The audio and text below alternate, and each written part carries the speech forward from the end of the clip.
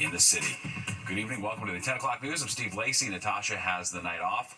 Video of that altercation took place inside a Manhattan courthouse. It quickly spread on social media with the New York City mayoral candidates reacting. Fox 5 Sharon Crowley live in studio with details about how this whole incident played out. Sharon. Yes, we'll hear from those candidates in just a minute. The Department of Homeland Security has relieved a federal immigration agent of his current duties after a viral video shows an ICE agent shoving a woman to the floor inside the federal immigration building in Lower Manhattan. We will take you through what happens.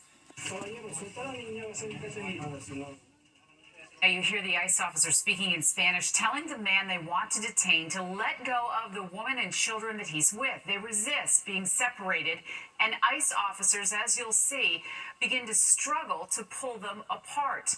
The woman is screaming in Spanish, "I will go with him. My husband's life is in danger." And then you see children and you hear them crying as their father is taken away. Meantime, ICE agents briefly detain the woman, and after she's left out of the holding room, this is what happens.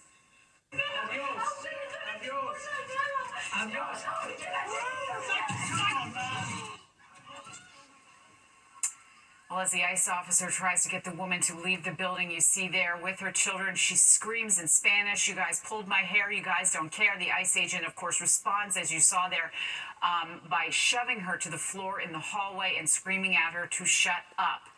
Two of New York City's mayoral candidates responding in person to this incident. I would think you would want to sit with the Fed, who still control that system, and say, isn't there a better way we can do this? The visuals are horrible, but there are some instances that I see that are completely over the top. That doesn't mean the ICE agent should lose their job or be suspended, but I think everybody needs to take it down a few levels. We will finally hold this administration accountable for the ways in which they have torn apart the very fabric of this country. And we know that where New York City should reject these horrors, we have instead had a city hall and an administration that has embraced them. Well, tonight, Mayor Adams and former Governor Cuomo also condemning the violence in statements. Now, the New York Immigration Coalition saying tonight the officer's behavior at 26 Federal Plaza was wildly unacceptable. That ICE agent has been relieved of his duties as this investigation, Steve, moves forward. Very well. All right. Thanks, Sharon. Former Wall Street money manager Howard Rubin was arrested in his Connecticut home. He's charged with sex trafficking dozens of women, including Playboy models. Police say they were sexually and physically assaulted during encounters in his Central Park penthouse for years. His former personal assistant, Jennifer Powers, was also arrested. Police charging a 16-year-old in the shooting death of a 13-year-old boy in Queens. He turned himself in today for questioning. He's charged with murder and criminal possession of a weapon. Police say he shot his victim in the head on Monday in Cambria Heights. Sources telling Fox 5 that shooting was gang-related. A day after former FBI Director James Comey was indicted, President Trump saying he thinks others will face charges as well. He made those comments as he left the White House today. Comey accused of obstruction and making a false statement to Congress during testimony in 2020. Comey says he's innocent. The charges came just days after Trump urged his attorney general to prosecute Comey and other perceived political enemies. A sobering update about the man who shot and killed 4 people inside a Midtown office building. The gunman claimed he suffered from CTE, a disorder caused by head trauma. Today, a medical examiner releasing an autopsy revealing the diagnosis. Fox 5's Jessica Formoso is live in the newsroom tonight with the details. Jess. Steve, the New York City medical examiner confirming what was in the note the shooter left behind. Shane Tamara claimed he suffered from CTE, and tonight the ME says he had a low stage of the brain disease. This here is one of the notes, 3 pages found in Tamara's wallet the day of the mass shooting. He believed he had TCE and wanted his brain to be studied after his death. The former high school football player killed 4 people in the Midtown office mass shooting in July. The office building is home to the NFL headquarters. Officials say his intended target was the NFL office, but officials say he took the wrong elevator. Although the suspect never played for the NFL, he blamed the league for hiding the dangers of brain injuries. Tamara died by suicide from a self-inflicted gunshot wound. The medical examiner is saying tonight the findings findings correspond with the classification of low-stage CTE. We spoke with the medical director for Northwell Health's concussion program. So you can start seeing these behaviors early on. Now, to say that the CTE was the primary cause of these behaviors, you can't really confirm. However, some are predisposed to certain traumas. He might have experienced certain traumas, or he might have been at risk for developing certain mood disorders, depression, anxiety, that may have just tipped the scale over. The NFL put out a statement tonight saying there is no justification for the horrific and senseless acts that took place. Steve? Very well, all right. Thanks, Jess. Cuban officials say Joanne Chesimard, also known as Asada Shakur, a convicted cop killer, has died. Chesimard was serving time for killing a New Jersey state trooper when she broke out of prison in 1979. She was granted asylum by the Cuban government and spent the rest of her life there. Chesimard was a member of the Black Liberation Army and was on the FBI's most wanted list for more than a decade.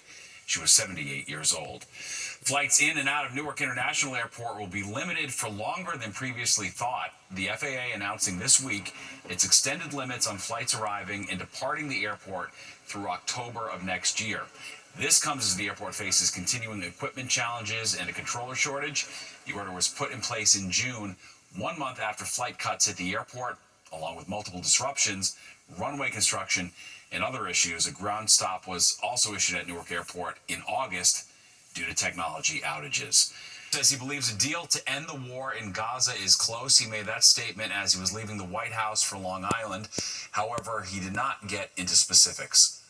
I think it's a deal that will get the hostages back. It's going to be a deal that will end the war. It's going to be a deal which it's going to be peace. I think we have a deal. That'll be number 8. Trump scheduled to meet with Israeli Prime Minister Benjamin Netanyahu before his trip to the U.S. wraps up. Meantime, Netanyahu giving a defiant speech to the UN General Assembly. Scores of delegates in attendance at the UN walked out prior to his address. Netanyahu telling world leaders that Israel must finish the job against Hamas in Gaza. He praised President Trump and criticized those calling for a Palestinian state. He also attacked the UN for not taking a stronger stance against Islamic extremism. This is precisely what Israel is doing in Gaza. We're wiping out the terror regime of Hamas and ensuring that this savagery will never threaten Israel again. That's what we are doing. That's what any self-respecting government would do. There's also a large protest that went from Times Square to the United Nations today. Well, a partial government shutdown seeming more and more likely just days before the deadline. Senate Majority Leader John Thune has rejected a demand by Democrats to restore health care spending that was cut in this year's massive tax bill. They say without that provision, they will not provide the votes to keep the government open ahead of Wednesday's deadline. President Trump saying today, if it has to shut down, it has to shut down, blaming the radical left. Should it come to that, a 7-week funding bill has already passed the House. And for more on our top stories, you can download the Free Fox local app where you can stream the news on the go. While curbing the city's booming cat population by addressing the root cause, the city paying for spay and neuter surgeries in a first-of-its-kind pilot program. And a wildlife warning where coyotes attacked 2 people and the latest on the search for the animals. Plus, contrary to popular belief, the Mets are still in it. It's do or die this weekend for the Amazons to clinch the final wild card spot. And Nick's here with the forecast. Hey, Nick. Hi, Steve. We're heading into the weekend, and a lot of it's going to be nice, but keep an eye on the moisture off to the south here. That's advancing northward. That is going to play a role in our forecast with some showers. I'll tell you about it when the 10 o'clock news returns. 10 o'clock news. Animal rights advocates applauding the city council and taking a critical first step to address the booming cat population. Lawmakers voting to subsidize spay and neuter surgeries. Fox 5's Meredith Gorman shows us how it will help low-income pet owners. New York City is putting $500,000 toward addressing its cat overpopulation problem. The money will go to Flatbush Cats, a Brooklyn-based nonprofit that works to reduce the outdoor cat population by trapping, sterilizing, and returning feral cats to their neighborhoods and putting socialized strays up for adoption. The effort to launch this pilot program was led by council member Justin Brannon. And with this new funding, the city will subsidize spay and neuter surgeries for about 3,500 cats at Flatbush Cat's low-cost vet clinic in Brooklyn. It's a major problem, and up until this point, the city has only funded the sheltering side. Shelters treat the symptoms, spay and neuter attacks the root issue. One of the goals is to ease pressure on shelters. Many in New York City are already at capacity and struggling to keep up with intake. Advocates say this pilot program will help prevent more animals from entering shelters and give pet owners support to keep their cats, ultimately cutting down on the feral population.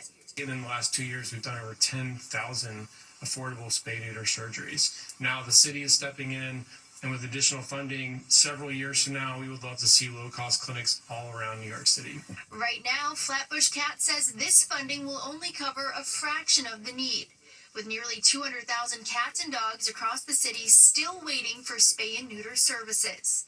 But they hope this pilot is just the start of making vet care more affordable for New Yorkers. Reporting from Flatbush, I'm Meredith Gorman, Fox 5 News. Governor Hochul says New York State's first ever inflation refund checks are on the way to New Yorkers who qualify. There's no need to apply, sign up, or do anything to receive a check. Refunds of up to $400 are being sent out today and will continue to be mailed through October and November, with more than 8 million households set to receive them. To find out if you're eligible, you can visit ny.gov/inflation refund. Well, there's been a series of coyote attacks in Saddle River, New Jersey. The most recent happening Friday morning. A worker was attacked while walking a dog near North Church and Chestnut Ridge Road. Another man was attacked while walking his dog Thursday night around the same area. Both got treatment for injuries, but are expected to be okay. Officials say they did locate 2 coyotes. One was put down because it was acting abnormally. The other was found dead. Both coyotes are now being tested for diseases. The Ryder Cup officially began day one in a big way with an appearance by President Trump cheering on Team USA. Security, of course, was tight with the Secret Service, working alongside TSA and local police, screening fans and lining the fairways. It's been 12 years since Bethpage Black was announced as the host of this Ryder Cup, and the anticipation has only grown in the years since. Tourism officials expect more than 250,000 visitors through Sunday, projecting a $160 million boost to the local economy and 1,000 jobs to the area. Fans have traveled hundreds, even thousands of miles to be here. We flew in from Colorado just to come see the Ryder Cup for the first time. Ryder Cup, bucket list champion. Yeah. Well, this is our ninth Ryder Cup in a row. We started at Valhalla in 08, and we go every Ryder Cup, Europe and U.S., and we got 13 guys. We're the 13th man of the team, so we support USA, and we're here to cheer the team on. Merch booths love seeing those guys coming. Europe won the last cup in 2023, and the U.S. will try to redeem themselves at home. Well, so-called farmer bro Martin Shkreli has found himself in legal trouble yet again. According to Reuters, a judge has ruled he must face a lawsuit that claims he misappropriated the Wu-Tang Clan album Once Upon a Time in Shaolin. Now, Shkreli is accused of copying the album and playing it online without permission. You may remember he paid $2 million for the album back in 2015, but forfeited it to prosecutors following his fraud conviction. An art collective bought it at auction and is seeking unspecified damages from Shkreli and the return of any copies of the album he might have. Well, both Sinclair Broadcasting Group and Nexstar are airing Jimmy Kimmel Live again on their ABC-affiliated stations. This comes just over a week after they pulled the show amid backlash over Kimmel's controversial monologue about the shooting of Charlie Kirk. The Mets stepping up to the plate with their playoff hopes on the line after a roller coaster season. Believe it or not, they do still have a chance to clinch a wild card spot. Fox 5's Jennifer Williams is here to break down what needs to happen for the Amazons to punch their ticket. What a journey, Jen. Think of a colossal coaster with plenty of twists and turns and a free fall. And after jumping out to the best record in the bigs through June 12th, the Mets' playoff hopes now ride on a 3-game set in Miami, which kicked off tonight against a Marlins team with nothing to lose and everything to prove. But the math is simple. Win all 3 and they're in. Win 2 in Miami and the postseason is still a possibility. And that's where the club finds itself after falling to the fish 6-2 tonight. The Amazons entered the action 1 game clear of the Reds, for the final National League wildcard spot and 2 up on the Diamondbacks. And don't forget, Cincy owns the tiebreaker, and the Reds are currently up 3-1 over the Brewers in the 8th. Now, I caught up with Abby Mastracco, who covers the Mets for the New York Daily News and is down in Miami for this series. You know who else is there? Owner Steve Cohen made the trip down south. Said, what are the odds that we would have been in this position back in June? Even he kind of can't believe it. To him, he said that's just that impresses on him how long the baseball season is. There's so much time in the season for twists and turns and for pitchers to go all the way up. Kodai Senga was practically an all-star before June, before he got injured, and then go all the way down. Abby hit the nail on the head there. The Mets starting pitching looked unstoppable in the spring and became incredibly inconsistent by the summer. And between the hitting and the defense, the team has really struggled to put everything together, especially in the second half. Now, Clay Holmes will get the start tomorrow. He might go a few innings. Then manager Carlos Mendoza might turn to Sean Manaea. They've just got to figure out how to get 18 innings out of their pitching over the next 2 days. Sounds simple, right, Steve? Yeah, something like that. So they got to win out, and they need help too at this point. All right, absolutely, not a great situation, but still some hope alive. All right. Well, will the rain stay at bay for the weekend? Nick is in next with the forecast, and it's probably not the wildlife you expect to see in a city park, where wildlife officials are now on the search for loose pythons.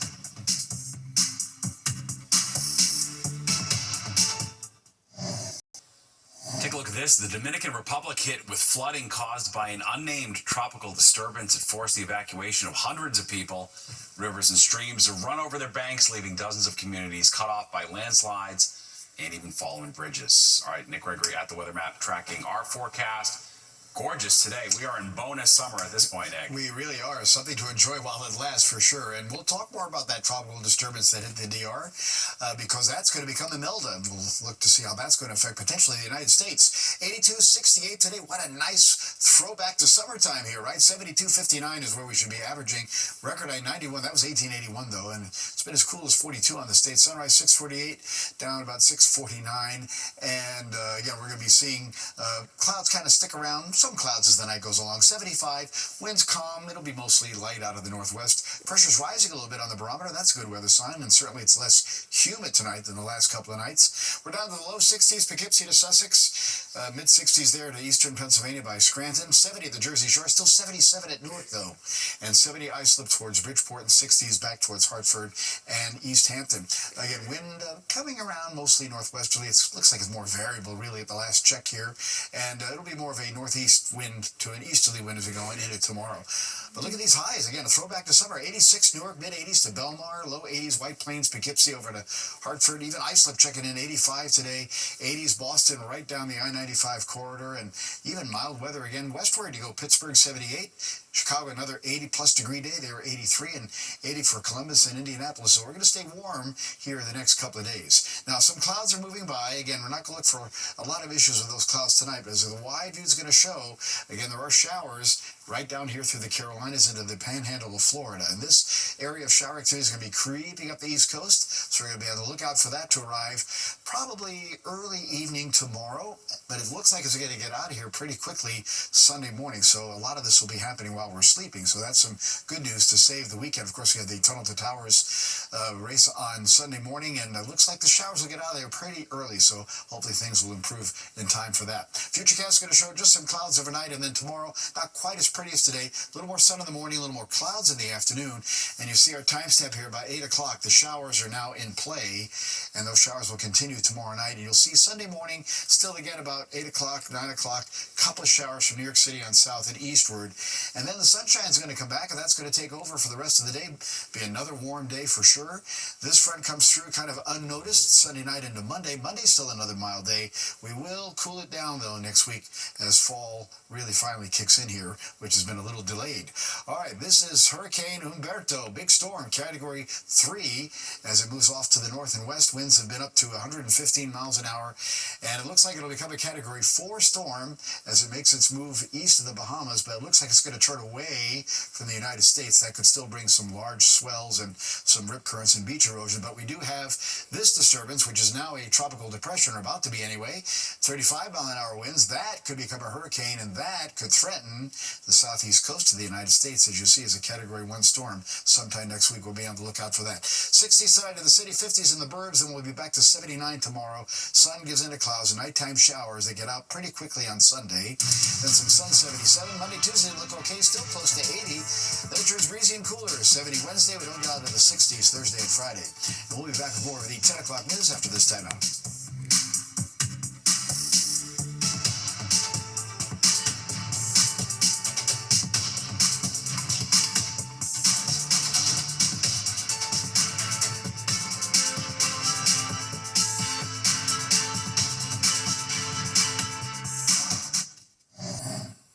Three enormous ball pythons were seen on the streets of Queens. Animal rescue workers were able to catch one, but two are still at large. Officials believe someone dumped them in the park since they are not native to the area, obviously.